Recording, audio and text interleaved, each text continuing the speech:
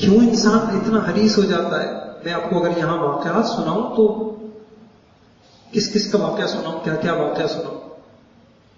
ماؤں کے ساتھ کیا کیا اس ہرس نے، خونی رشتوں میں کیا کچھ کیا اس ہرس نے.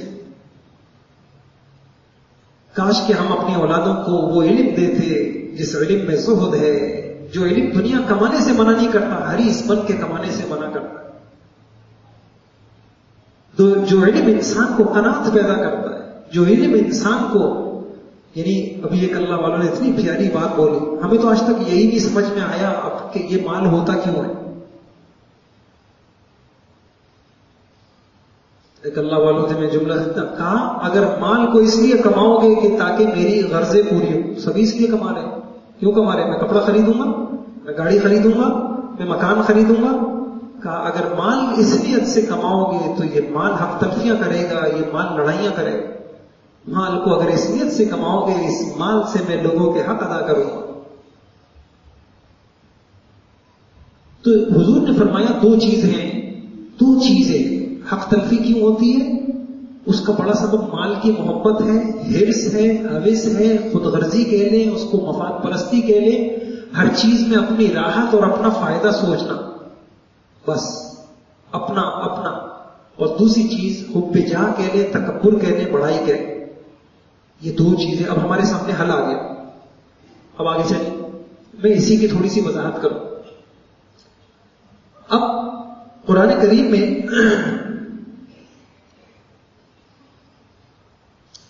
دیکھیے گا غور سے، میں صرف اس کو آپ کو واضح کر رہا ہوں. ہمارے ہاتھ میں ایک بڑا سبب آ گیا کہ ہوتا کیوں ہے. ہرس ہے، ہوس ہے، تکبر ہے. میں نے تقریباً 50 تفسیریں دیکھی ہوں گی اس آیت پر. قرآن نے حل بتایا، والصلح خیر، لوگوں صلح کر لیا کرو، لڑا مت کیا. لوگوں آپس میں جھگڑے ہوا کرے نا، بس صلح کر لیا کرو. پھر آگے آپ لفظ دیکھیں کہ قرآن نے کہا کہ آخر لوگوں کی صلح ہوتی کیوں نہیں ہے؟ فرمایا وَأُحْضِرَتْ، لیکن کیا کریں، انسان کے دل کا لالچ تو رکھا ہے نا. وہ لالچ انسان کے لیے مانے بنتا ہے. میں کیسے اپنا مفاد چھوڑ دوں؟ آپ مجھے بتائیے، جس کے اندر چھوڑ دینا آ گیا اس کے تو ہر ایک سے صلح ہو سکتی. تو قرآن نے کہا کہ صلح کر. اور عجیب بات میں آپ کو بتاؤں، قرآن میں جہاں بھی خیر کا لفظ آتا ہے نا، اللہ اکبر. کل میں ایک بہت بڑے اللہ والوں کا بیان سن رہا تھا، ایک عجیب بات کہی انہوں نے. میں یہ سوچ رہا، انہوں نے کہا حق کی ابتدا ہمیشہ کڑواہٹ سے ہوتی ہے، ناگواریوں سے ہوتی ہے، اس کی انتہا ہمیشہ میٹھی ہوتی ہے. اب ساری زندگی دیکھیں، یہ جتنے بھی اللہ کے احکام ہیں نا بھائیوں، اس کی ابتدا کڑواہٹ سے ہوگی. میں کیسے چھوٹا بن جاؤں، میں کیسے معاف کر دوں، میں کیسے اپنے حق سے دستبردار ہو جاؤں. لیکن اللہ کیا کہتے ہیں، اگر مجھ پہ یقین رکھتے ہو نا تو مان لو تمہارا کچھ نہیں جا رہا. خیر خیر خیر. سارے کاروبار میں بھی اللہ یہی کہتے ہیں. ہمیں بس سارا امتحان نا بس یہ ہے کہ اللہ کہتے ہیں اپنی تمہیں جو نظر آ رہا ہے نا، تم بذرا وہاں سے نگاہ ہٹاؤ، جو میں کہہ رہا ہوں وہ مانو، پھر تم دیکھو کہ میں تمہیں کیا زندگی دیتا ہوں.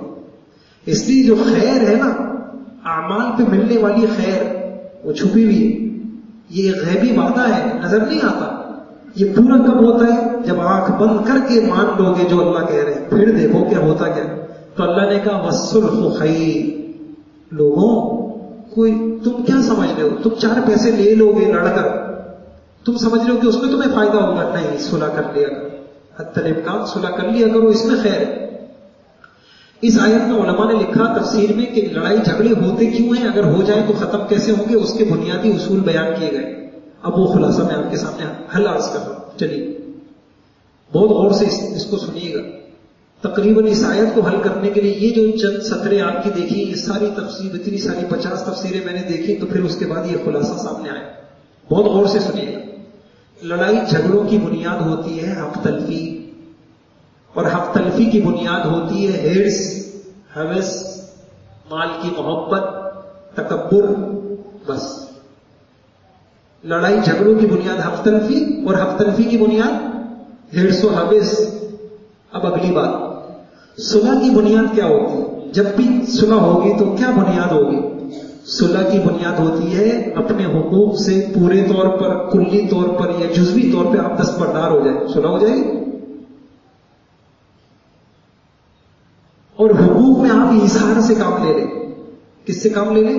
ٹھیک ہے بھائی لے لو، ایثار سے. اور تواضع سے کام لے لیں، آپ ناک نیچے کر لیں. لیکن سوال یہ ہے کہ یہ کیوں نہیں ہوتا، ہم سے کیوں نہیں ہوتا؟ گھوم کے بعد دوبارہ پہیا وہیں آ گیا کہ دستبرداری، تواضع، عاجزی رکاوٹ کے اندر بھی ہوتی ہے. ہرس، نہیں میں کیسے چھوڑوں، میرا نقصان ہو جائے گا، میں کیسے چھوٹا بن جاؤں. آپ یقین جانیں، میں آپ کو کیا بتاؤں جو واقعات سامنے آتے ہیں. پورے یعنی بچے ہیں اور ایک اتنی سی ناک کے مسئلے رہے، خاندان کو اجاڑ دیں. ایک جملہ ساس نے کہہ دیا، برداشت نہیں ہوا، یا بہو نے کہہ دیا، ساس کو برداشت نہیں ہوا. کیا آپ کو بتاؤں. لڑکی گھر جا رہی تھی، ساس نے کہہ دیا، اتنا کہا کہ بیٹی تم صبح چلے جاتی ہو، پکا کے چلے جائے کرو. کوٹ تک بات پہنچ گئی اس ایک جملے نے. میں اس کی اگلے سبب میں آپ کی وضاحت کروں. بچے رول رہے بھائیوں، اور میں سچ عرض کروں کہ جب ہم اللہ کے در سے کٹیں گے، ہم اندر سے وہ بھیڑیے بن جائیں گے. وہ بھیڑیے، وہ فساد مچائیں گے. جیسے بھیڑیے فساد مچاتا ہے، وہ فساد آج ہمارے گھروں میں ہمارے اندر کے بھیڑیوں نے مچایا. حوث تکبر، ہر جھگڑے کے پیچھے یا مال یا جو ہے ناک. تو آپ دیکھیے ایسا کیوں ہوتا ہے. حریص آدمی اور تکبر والا وہ کبھی ایثار سے کام لے نہیں سکتا، وہ تواضع والا نہیں کر سکتا. اس لیے آپ دیکھیے سورہ حشر میں اللہ نے کہا وَمَن يُوقَ شُحَّ نَفْسِهِ فَأُولَٰئِكَ هُمُ الْمُفْلِحُونَ. اس سے پہلے کیا ہے؟ اس سے پہلے ایثار ہے، ایثار سے کام لو. آگے کہا وَمَن يُوقَ شُحَّ نَفْسِهِ فَأُولَٰئِكَ هُمُ. بس اگر تم اپنی طبیعت کے حرص و حوث سے تم بچ گئے نا، بس تم کامیاب. میاں بیوی کے جھگڑوں میں میں آپ کو عرض کروں گا کہ وہاں پہ بھی اللہ پاک نے اسی طرف رہنمائی کی. اچھا، اب ہمارے خلاصہ کیا سامنے آ گیا کہ جھگڑوں کا سبب عمومی جھگڑوں میں ایک حق تلفی ہے. اور حق تلفی انسان کیوں کرتا ہے؟ حرص و حوث کی وجہ سے، تکبر اور ناک کی وجہ سے. حل کیا ہے کہ ہم ایسا نہ کریں، آگے چلیں. بہت بڑے حضرت حاجی امداد اللہ مہاجر مکی رحمت اللہ علیہ، مجھے مکہ مکرمہ کے ایک عالم نے مجھے بتایا، وہیں کے رہنے والے. عرب تو آپ کو پتہ ہے نا کہ وہ قبر کو کھود دیتے، اس کے بعد ہڈیاں وڈیاں کو جمع کی، اس کے بعد نیا مردہ دفنا دیتے. ان کی قبر کو کھودا، آج صدیاں گزر چکی ہیں، زندہ سلامت، پھر بند کر دیا. بہت سال بعد پھر کھولا، پھر ویسا، پھر وہاں لکھ دیا یا بتا دیا شیخ ہندی. شیخ ہندی یہ کوئی بڑا وقت کا ولی ہے، اب بار بار اس کی قبر کو اب نہیں کھودنا. انہوں نے کیا بیان کیا وہ سنی.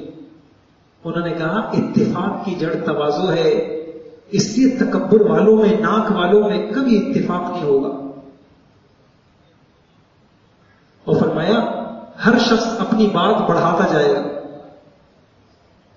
میری بات اونچی رہے، میری بات اونچی رہے.